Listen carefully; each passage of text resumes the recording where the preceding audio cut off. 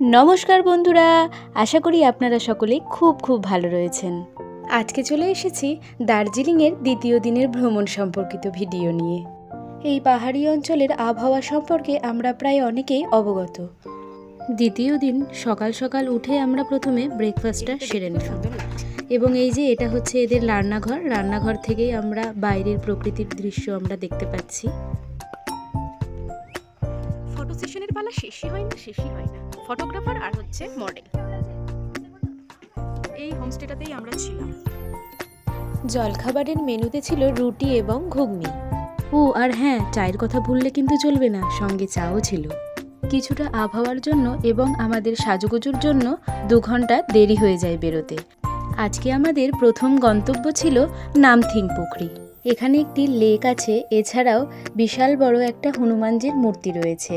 তারপরে পাহাড়ে উঠলেই আমরা একটা শিব মন্দিরও দর্শন করতে পারবো। এই যে এখানে যে গাছটি দেখতে পাচ্ছেন, এগুলি সবই হচ্ছে শিংকোনা গাছের বাগান, যেটি রয়েছে অহলদারা ভিউ পয়েন্টে। হ্যাঁ, আপনারা ঠিকই ধরেছেন, এরপরে আমাদের দ্বিতীয় গন্তব্য ছিল অহলদারা ভিউ পয়েন্ট। এরপর আমরা এই ভিউ পয়েন্টে ভালো করে ঘোরাঘুরি করে এবং ফটো সেশন শেষ করে চলে আসি আমাদের পরের গন্তব্যে। ওই যে ছোট ছোট যে লাল ঘরগুলি দেখা যাচ্ছে, ওগুলি অহলদারা ভিউ পয়েন্টের হোমস্টে। আপনারা চাইলে এখানেও থাকতে পারেন। তারপরে আমরা বহমান তিস্তা নদীর পাশ দিয়ে চলে আসি লাভার্স মিট ভিউ পয়েন্টে। এখানে বেশ কিছু খাবার দাবারের এছাড়াও বিভিন্ন জিনিসপত্রের দোকান ছিল, যেখান থেকে আপনারা চাইলে কিছু টিফিনও করে নিতে পারেন।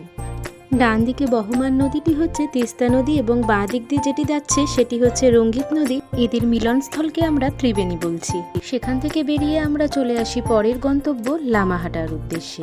এটি প্রায় বিকেল 5টা পর্যন্ত খোলা থাকে, আর এখানেই রয়েছে সেই পবিত্র হ্রদ।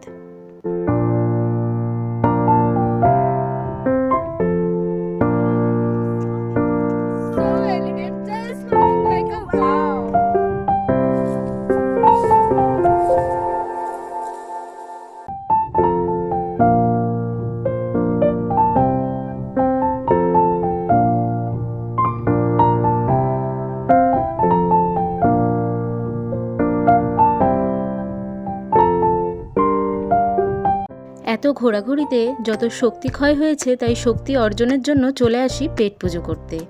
আজকের মতন আমাদের ঘোরাঘুরি এখানেই বন্ধ হয়ে যায়।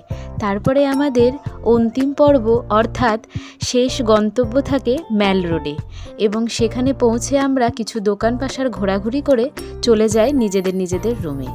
অর্থাৎ আমাদের দ্বিতীয় দিনে রুম ছিল ম্যাল রোডের কাছে।